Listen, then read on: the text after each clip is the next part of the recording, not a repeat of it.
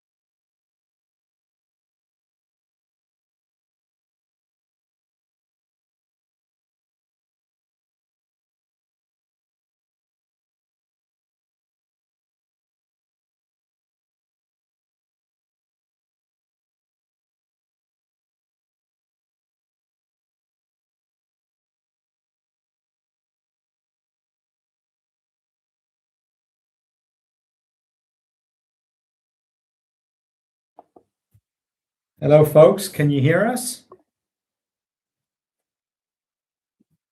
Hello.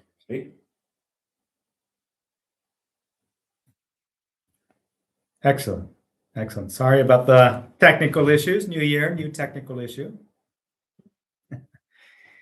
Let's just give people a moment to join us on the new link here. Happy New Year to everyone. Best longevity wishes. Happy New Year, everybody.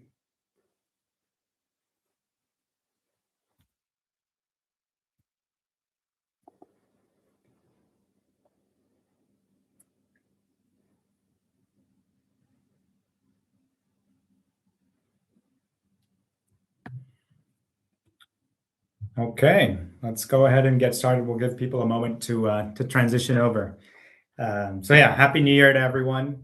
We're live here at the Timeline HQ at the Swiss Federal Technology Institute in beautiful Switzerland. I'm joined here by Dr. Anurag Singh. Many of you probably already know him or have seen him on a podcast. He's one of the top doctors in the longevity space.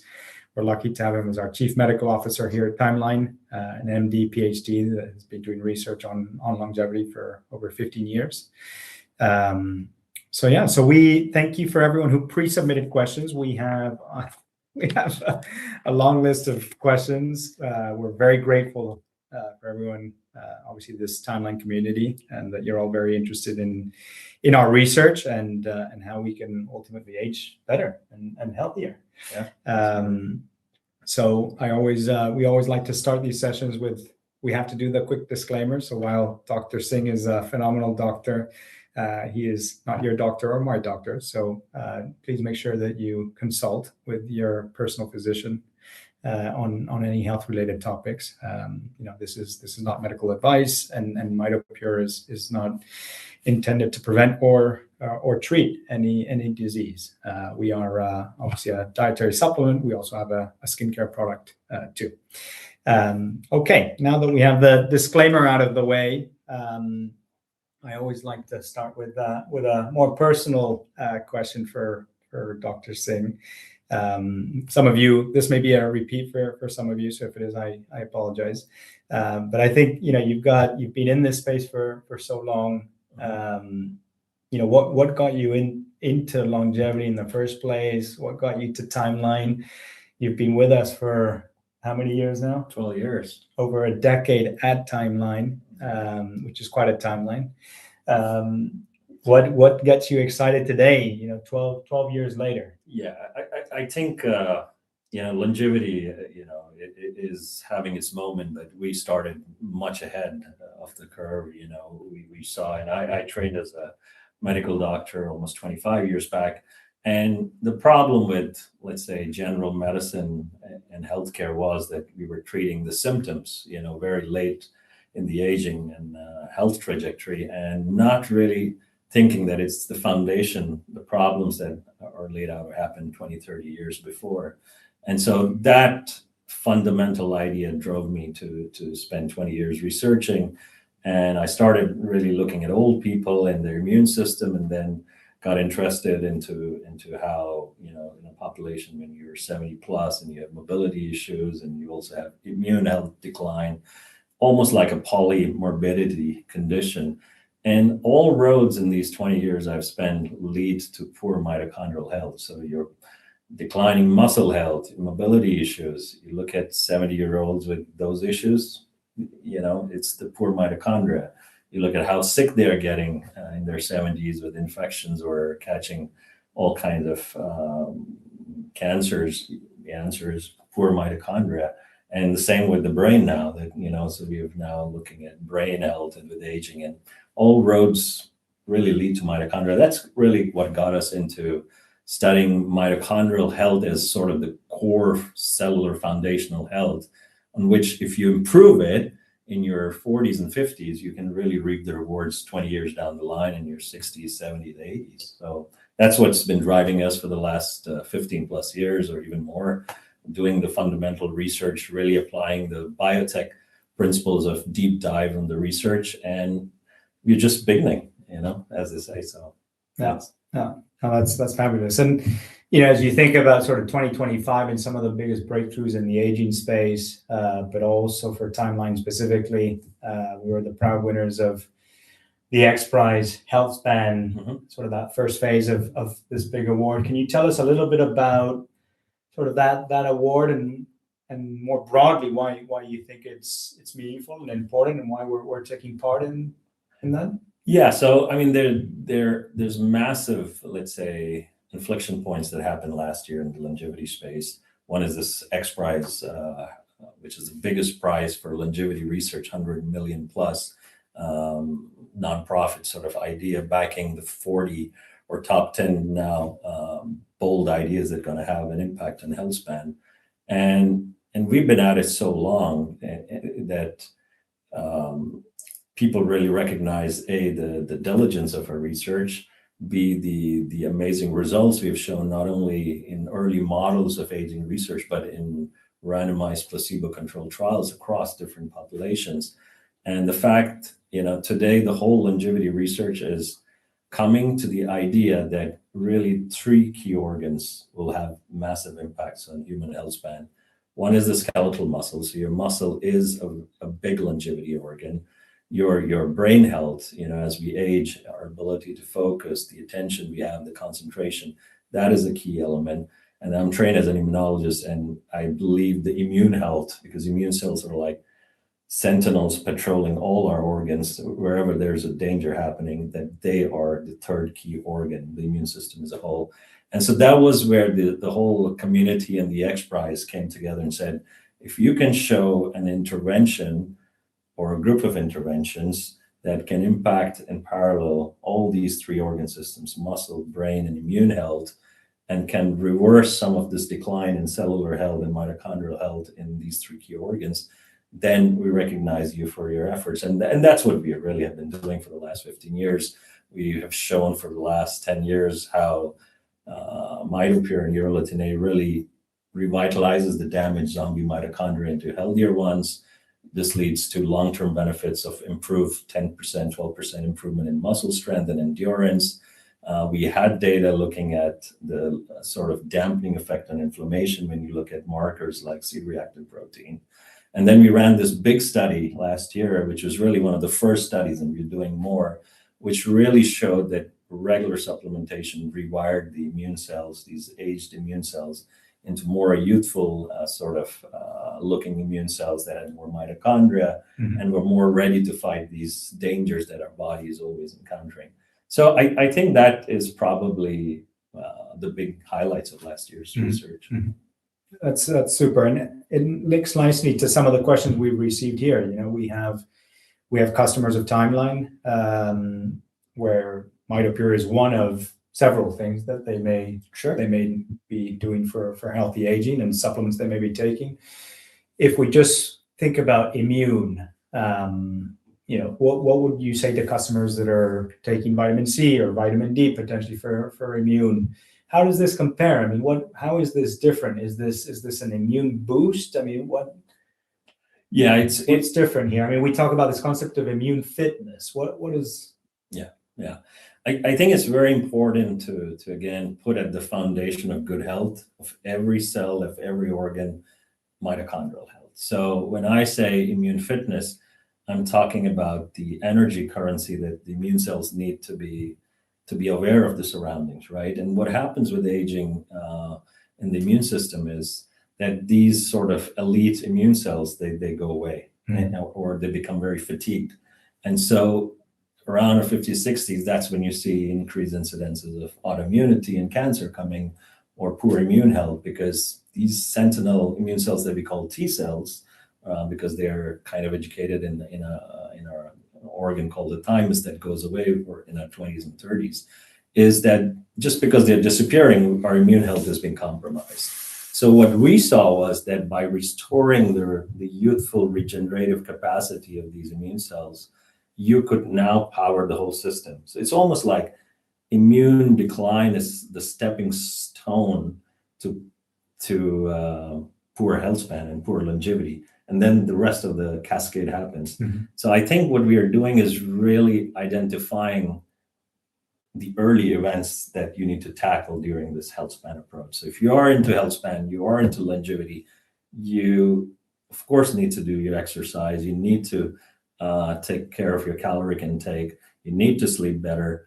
But there is this foundational cellular health that you need to tackle. And that's where nutrients like Mitopure help. Yeah. What would you say in terms of, let's get into more details on immune for a second. We've got a few questions and also on the live chat here around dosing, population. So maybe tell us a little bit more about the research that we've done on immune fitness specifically. What population, I mean, were those cancer patients? What population are we talking about? What was the dose? How long for? And what would be your recommendation there? So most of the early effects we picked up on the earlier trials were at a gram dose of Mitopure. So how many pills is that? So that's 4 pills or 4 gummies or 2 powders, two sessions per day. And so the trial we ran was essentially a month-long trial in an average age of 55-year-olds. 60% of them were women, 40% were men. And we gave them a month-long supplementation with 1 gram of Mitopure. And we did blood draws before they weren't on the supplement and 4 weeks after. And of course, we had a randomized trial and placebo-controlled trial, meaning we had a group that just took a placebo and that nobody knew, the active arm taking Mitopure didn't know what they were taking. And then we were able to, our bodies have about multiple trillion cells, of which 20% are these lymphocytes and T cells that just wane away, and the remaining that are left are fatigued. So the findings we find in this amazing study we just published in Nature Aging is that the first thing you see is that these cells are back to proliferating. So you see an increase in these naive stem cell youthful T cells. This is very important. Second, they have about 20% more mitochondria. Third, when you put a challenge on them, they kill the bacteria, they perform how somebody in their 30s or 40s immune cells would be performing. So it's almost like you have kind of revitalizers you use immune fitness. Your immune fitness is about 10 years better. Yeah. So that's the key findings. And so these were healthy folks. Now the trials we are doing are in cancer patients who are doing cancer immunotherapy. A lot of these, let's say, immune therapies do not act on mitochondria. And I personally believe that by adding this as a adjunct supplementation strategy, you can actually get better outcome measures. So these are the trials we're running now in cancer patients. Super. Just I see a note here around no sound. Just a quick sound check. Can everyone hear us okay? If you could just say yes or no on the chat. While we're waiting for, perfect, thank you. So the questions here around duration, right? So we've got dose. Let's talk a little bit more about duration. How long do I need to take this for? Does it depend on which benefit we're looking at? And will I really feel a difference? I mean, as you talk about immune fitness, for example, or muscle, let's think about muscle. Yeah. So first, very clear, this is not a magic pill, guys. Okay. So the multiple, now we've done almost 15 plus randomized clinical trials in 2,000 plus participants.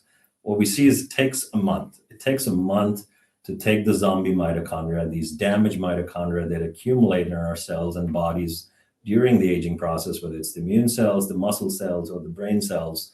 It takes about a month to clear these out and replace them with healthier, newer functioning mitochondria. Okay, so now you're getting more energy, you're getting more of a better energy supply, which we call ATP. That's the currency of energy in our bodies going through the different cells. So that's now you've readdressed the foundation. About 2 months in, the trials that we've done show that you start getting other benefits like improved endurance and better muscle strength after 4 months. We do in our trials, the medical doctors we work with, they take blood draws and they look at inflammation, chronic inflammation markers that we started to talk about it, called C-reactive protein, or even looking at blood lymphocyte counts, and we start to see them being impacted. So it's almost like your body is less inflamed, your body has better mitochondrial health, you have more energy to do what you need to be doing at a daily basis. And the physiological benefits are you have better strength and endurance. Mm-hmm. So that's kind of the summary of the benefits. So and not a miracle pill on the immune piece. We were looking at 4 weeks. 4 weeks to rewire the immune system. Now we do need to, again, I'm a trialist and an evidence-based person. We do need to do these longer trials to see if we gave it over a flu season like we are, and would we have people with less flu incidence, for example. Mm-hmm. We do know we dampen the inflammation, so at a whole body level, we do have better immune health. And on the muscle side of things, we're looking at 4 months. We're looking at 4 months, 2 to 4 months where the effects start kicking in. We did do trials at both the doses of 500 milligram and a gram in those, and the benefits on muscle, at least for strength, are similar at those doses. At 4 months. At 4 months. Now, if you are a highly endurant athlete, or you're trying to recover better, or you know that your doctor's told you you're inflamed, then I always say go with a gram. Start a month or 2 months on a gram, and then you can always get to a maintenance dose of 500 milligrams.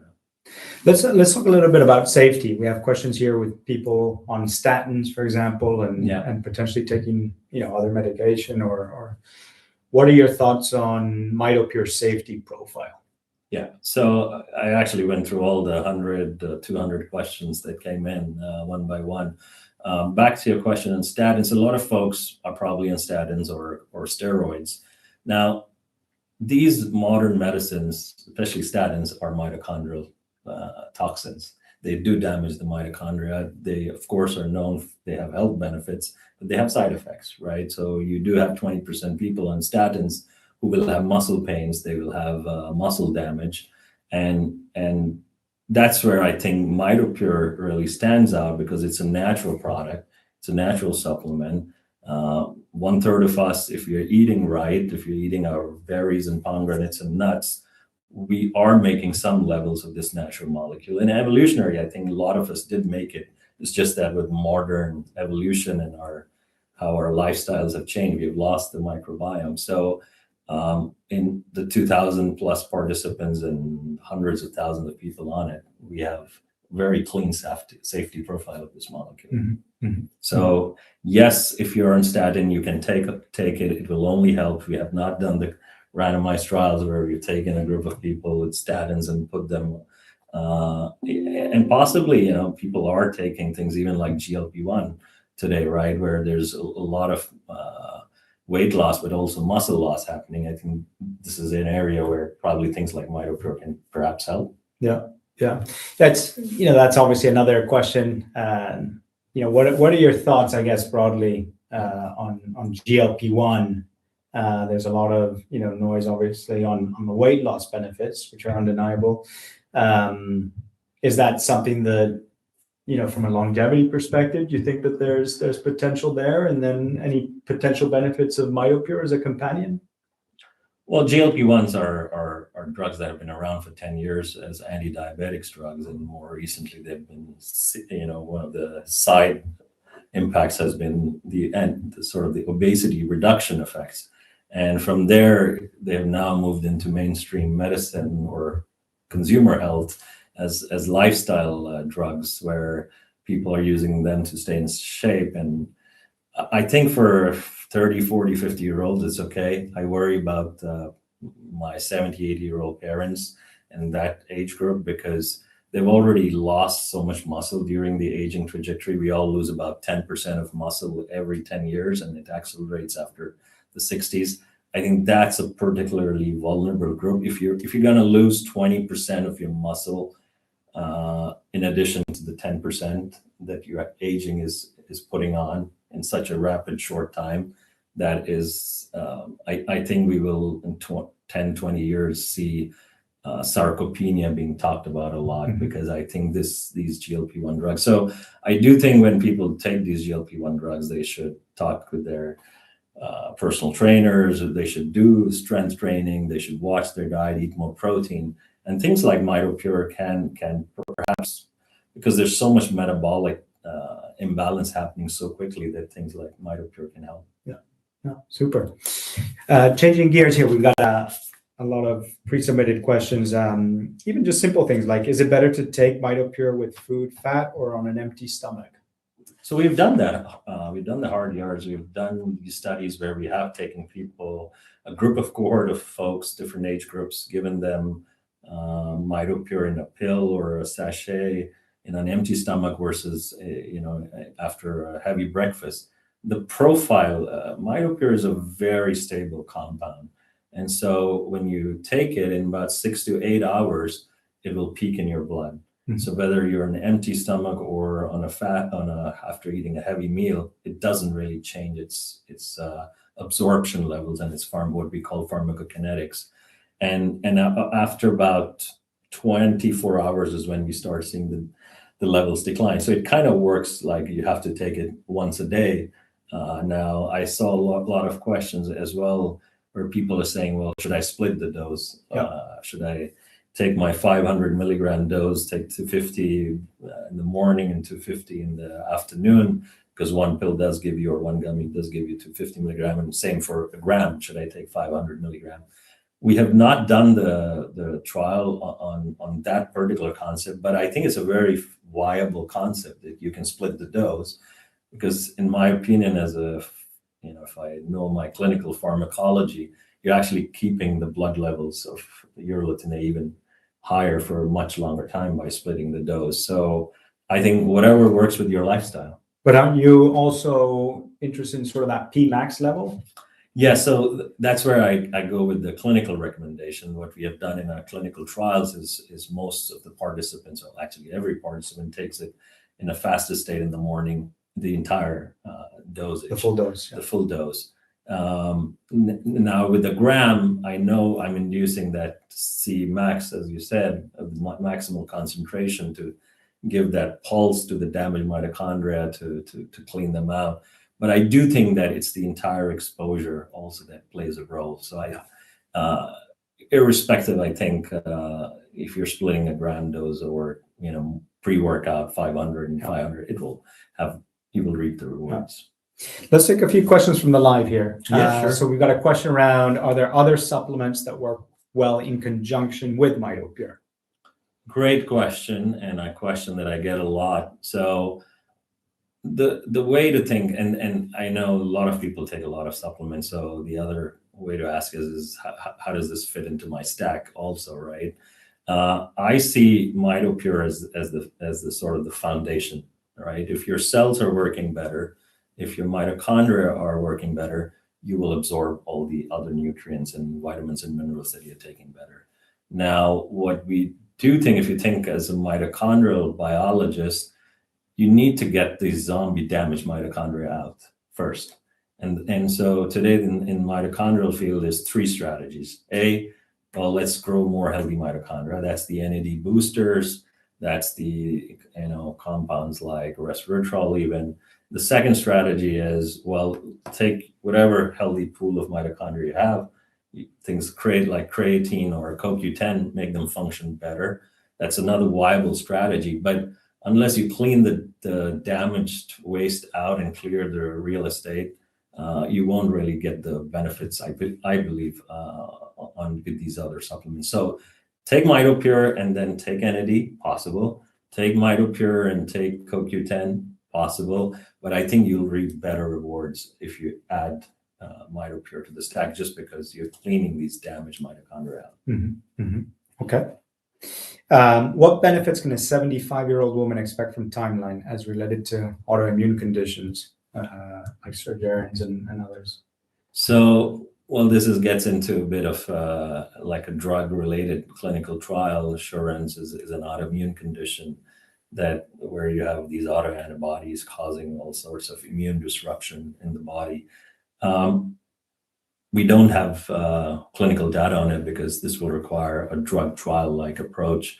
But what we do know is there are research groups out there that have studied Urolithin A, which is basically Mitopure, for its effects on different autoimmune conditions, whether it's the autoimmune condition of the gut lining, something we call inflammatory bowel disease, or autoimmune condition of the neurons, something called multiple sclerosis, and they've shown some great benefits. So I think the potential is there. No harm in trying, but please consult your rheumatologist or your immunologist. Yeah. Okay. We're going to come back to this fiber question. Let's shift gears and talk a little bit about gummies. So a few questions on gummies. Yeah. A group of skeptics, gummy skeptics, by the way, I was one of them. I guess on a couple of fronts, but most importantly, are the gummies as good as the pills? Why would I take the gummy? And am I sure that I'm absorbing the right levels of Mitopure with the gummy? Another great question. So every product or every product version we launch is clinically tested. So when we make a new product like a gummy, we'll benchmark it to the existing products like the pill or the sachet, the berry the powder. And there's a concept we use called bioequivalency, which means that are we seeing the same levels of urolithin A in blood? So somebody like me will go in and take 12 or 20 people and bleed them. We'll give them one group gummies, and we'll give one group the pills containing urolithin A, and then we'll compare the blood levels. Only when they're identical will we agree to launch that product. So the gummies we have today give you almost identical levels or absorption of urolithin A that a soft gel or a powder will at the same dose. And do you feel, just out of curiosity, do you feel that the skepticism around gummy is warranted from consumers, from people? I mean, if we look at creatine gummies, for example, do you think that's the case as well, or probiotic gummies, or gummies as a format? So gummy is I would say a new trending format that is picking up now. You use the example of creatine. Creatine powders give great bioavailability, but where the industry jumped the hoop was they didn't really do the hard yards to compare the creatine gummy levels exposure of creatine versus the powder. And so now when they look at the creatine gummies, they find very little creatine. And that's even before they supplemented and tried to look at the levels, because in the process of making the gummies, the creatine gets converted to another downstream molecule. So there are big question marks on the gummies. Urolithin A, the beauty of urolithin A is a very robust, stable compound. So when you put it in gummies, or you put it in pills, or you put it in soft gels, or you put it in powder, it almost ends up giving identical blood exposure or absorption. So that's the benefit. The other skepticism, a lot of people are into biohacking and fasting, and they worry about breaking their fast, for example, with gummies. With pills, it's very clear. But you may want to comment, our gummies are sugar-free, right? So, Yeah. No, there's a question here around why we chose to put stevia in the gummy versus monk fruit. And yeah, that was there were a couple of reasons for that. One of them, by the way, being that monk fruit is not legal for sale in Europe. So there is more clinical evidence on stevia, at least last time when we were working on the project. So we decided to put a very small amount, by the way, of stevia. There was another question around sort of fiber and the immune system, and I think it also links nicely to the gummies. Our gummies, in case you didn't know, our gummies actually contain a good source of fiber. So if you're looking for an extra dose of fiber, the gummies may be able to help. But yeah, any thoughts on fiber in general? I know we've had this protein craze for the last 10 years, and now it feels like we're now onto a fiber. Yeah, I love fiber. I have seen the effects before my last 15 years studying mitochondria. I was big into microbiome, and fiber, it's like the prebiotics, what we call. So, you have the prebiotics, which is the food for your gut microbiome, which is what you're trying to nourish with the probiotics. But what we do know is that fiber has immense benefits on gut health and on the immune cells that are resident in this. So I briefly glanced at the question that came in. Would combining with fiber even enhance the immune effects of Mitopure? Plausible, but again, we'll need to, the thing with fiber is you need to really hit those 20-30 gram doses of fiber. So you'll be eating a lot of gummies, I guess, in that trial. So just, our gummies at what, 3 gram or something like that, fiber? Yeah. Okay. Let's field a couple of last questions here. So we question around, has it been tested to be safe for children? So we have not studied that. The youngest populations we have studied is 18, 19-year-olds. In fact, we just partnered with an amazing Australian researcher who studied 18-year-old soccer players and showed that taking Mitopure helped in their fitness and they ran longer in their soccer field. So that's the youngest population we've studied it. The pediatric, what I call from birth till 18 years, we haven't really studied it. Yeah. What about, does Mitopure induce or inhibit metabolic enzymes that might interact with any medications? So a lot of our trials in the last 10 years have been with older adults who are on polymedications, antihypertensives, many other supplements and multivitamins. We haven't really seen any interactions in any of these trials. Now, is there a specific class of medications that we need to watch out for? Honestly, most of our trials have sort of healthy participants. It's also difficult to delineate, but so far in the older and the middle-aged populations, nothing. Yeah. Okay. Just to close off the question around food. So is there any difference to take it with or without food? I think the answer there is no. In our clinical studies, however, people are taking it on an empty stomach. And then a question here, or a comment rather, someone that was skeptical but felt an amazing difference after only 10 days. However, I don't feel the difference anymore. Any thoughts on that? And I guess you almost have to split that question out a little bit depending on the benefit. For example, in our immune trial, were those participants feeling the amazing rewiring and rejuvenation of the immune system? How do you think about feeling the difference? It's a very important question, and I get that asked a lot. How do I feel, doc, that this is working? And I always say, well, you have to quantify its mitochondrial health is basically equal to more energy. So if your mitochondria are happy, you have more energy.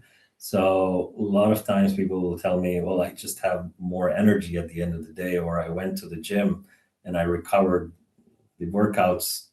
I'm less sore and the workouts didn't feel as taxing as before.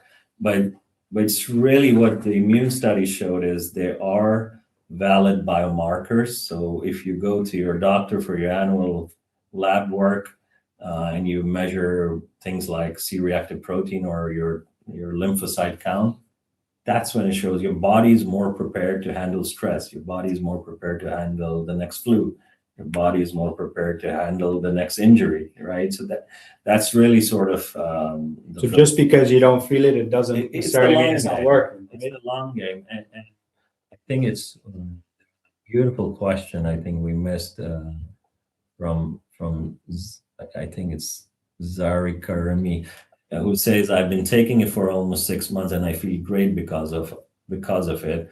I work out much better and recover much faster. How long do I take this? I do not take any other medication. And that's really reiterating what I was saying. For some people, they may feel it in a month. Some may feel it in 2 months. We have to go by the clinical evidence we have generated looking at randomized placebo-controlled trials. In a time frame of 2 to 4 months, you'll start feeling the benefit. And as this gentleman is saying, they've been taking it. Now, the question is this something I need to be taking forever or for the whole year? The beauty of this, or let's say the 15 years of research we've done, is we have identified that after things like exercise and intermittent fasting, this is probably the only way you can activate mitophagy, which is a very targeted autophagy to remove damaged mitochondria. So I always tell people, would you only do exercise for a few months and then forget about it, or only do caloric restriction for a few months? You'll get the benefits and you'll keep the benefits for a certain duration, but you always need to go back to the starting line. It's like preparing for a marathon, right? Every time it's like a new preparation. And I think a lot of people don't know this, but maybe for the group, it would be, if you think about creatine in the clinical studies, obviously there's amazing clinical data on creatine, but a lot of those clinical studies also on protein have been done in conjunction with additional exercise and exercise routine. I did those studies. And I'm curious, how are the Mitopure studies done and how is it different? So all our first trials were done with no change in physical activity levels or any change in dietary habits. So just by rewiring and rejuvenating the mitochondria, in 4 months, you start to see in sort of, healthy populations that are not overtly active, you start to see these very impressive 12% improvements in strength and even better effects on endurance. Now, we were challenged and say, well, would it work with exercise? So we actually did these trials recently in healthy athletic populations, and we are not the only ones now doing these trials. There's, I believe, as I was mentioning, this brilliant researcher in Australia working with the top soccer team or a top group working with weightlifters. They have shown that this actually augments the effects of exercise. So, you get your increase in mitochondrial biogenesis, meaning you're growing your new mitochondria with exercise, but at the same time, Mitopure is cleaning the damaged ones out and repairing them. And so you get almost like a double effect. Yeah. Which is amazing. Okay, super. There's a question here just around back to how it really works. I mean, did you perform muscle biopsies? And then there's a lot of questions here just around long COVID and your thoughts on that. Yeah, I see a lot of questions on people who have struggling with energy conditions such as long COVID. I also read through some of the other questions on chronic fatigue syndrome and ME/CFS. Again, this gets us into more doing trials as a drug rather than a supplement, so that there's a different route to do these trials. I think from a trialist and physician scientist perspective, yes, it would be beneficial. The more sort of the energy deficient state, the more this Mitopure would be beneficial, but we need to do the trials for that specific condition. And what was the other one? So just on that, you recently got a call from our first customer, our customer number one, our first customer who has been with us now still with us. 5 years. 5 years later. Yeah.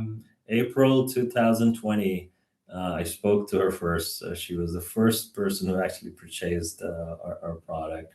She had an autoimmune condition of her neuromuscular muscles in her muscles. She was a former athlete and her muscles were kind of wasting away and degenerating. And it was not a miracle. It took a while for her to see the impact on sort of maintaining her condition and getting enough energy in her muscle to be able to move around her house. And she's still on it, which is amazing. I mean, these are the amazing stories, and maybe one of these times we bring her on in this Q&A so people can hear from her. Absolutely. But yeah, these are, I see a lot of questions on cost, and maybe you I'll take that. I'll take that. I mean, we recognize, folks, that it is an expensive product. I think it's important to recognize that, you know, we've invested over 18 years of research into this, for 25 clinical studies now. And so we, of course, recognize it's expensive. We thank you for your loyalty. We are doing everything we can, and actually you can help as we scale, the more customers, the more volume we have, that is going to enable us, hopefully, to make this product more accessible for all of you, for all of us. I'm a Timeline paying customer. Dr. Singh is a Timeline customer. So trust us when we say it's in all of our interests. My parents are Timeline customers. My wife's a Timeline customer. So we share that ambition. Important to note that we do have a great offer going on as we speak. So if you go onto our website today, you can save up to 40% on a Timeline subscription. So, you know, get creative. You know, I didn't say this publicly, but share a subscription with a family member. You know, instead of buying 2 months, buy a 4-month and share it with a loved one, and you'll save money. And of course, we will continue to do everything we can. One final thought to build into what Federico is saying. I also saw a lot of questions on, well, there are other Urolithin A supplements out there that are much cheaper. We've done our analysis. Leading groups have done an analysis on all these Urolithin A supplements. About 70-80% don't even have any Urolithin A. And so they're trying to go on our research that we've been doing for 15 plus years and trying to kind of put a Me Too product that probably doesn't even have Urolithin A. So go with high quality. We are the only FDA GRAS approved supplement. We are the only clinically studied supplement, not just one clinical study, as Federico was saying, multiple clinical studies. It's the only safe supplement containing Urolithin A. So yeah, you know. Yeah, absolutely. There's a great report, by the way, independent report by a company called Subco. I encourage you all, and maybe we can share this in a follow-up email. They actually go and test many different supplements, not just Urolithin A, and they publish that. It's public information, and you'll see the different brands and where they stand. So if you're going to take Urolithin A, again, I recognize it is more expensive than some of the other alternatives, but you know, you are ingesting this, so I would be very, very careful on other brands. So yeah, cardiologist said only Timeline. That's not to cut corners on this. And I think on that last point, we talk a lot about efficacy, but again, I do want to reinforce the safety point. You know, even back to NAD as an example, NAD IVs being all the craze right now. What are your thoughts on trends like those? They're trends, and they're very poorly and clinically studied. So that's where I would, you know, wait to see more clinical data, more safety data. NAD, yes, with aging, NAD declines, but is too much NAD helpful? Also is a big question in the longevity field right now. But there is no question that poor mitochondrial health and the decline is one of the mother hallmarks of aging. And if there are ways we can improve our mitochondrial health, then that's the way forward for, let's say, one of the key ways to improve human health span. And so, yeah, I'm all in mitochondrial health. It looks like you've got a few potential voluntary clinical studies. Yeah, we're always running trials, and we post about them, and we can put links. We are actually just completed one of the largest clinical trials ever done on a supplement targeting cognitive health with aging. So yeah, we'll keep you guys in the loop.